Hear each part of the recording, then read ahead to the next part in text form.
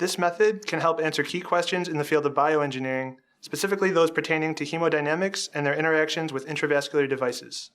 The main advantage of this technique is that it makes use of equipment already found in most bioengineering laboratories, and this can help reduce the barrier to entry for non-experts. Mix the PDMS prepolymer base and curing agent in a 10:1 ratio by weight. A 66-gram mixture provides sufficient material for the fabrication of phantoms with volumes up to 50 cubic centimeters.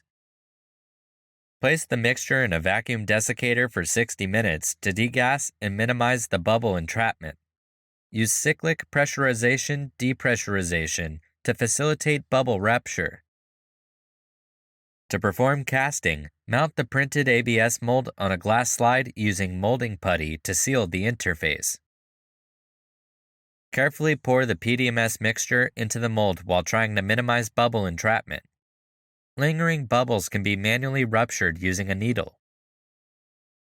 Cure the cast phantom at room temperature for at least 24 hours. A container may be used to ensure dust does not settle on the phantom while curing. To perform demolding, dissolve the ABS by submerging the phantom in acetone. Sonicate for at least 15 minutes using powers up to 70 watts.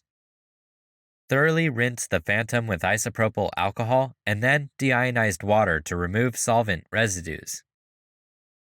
Using an optical microscope with an attached camera and image capture software, capture an image of a critical feature within the phantom under a magnification that maximizes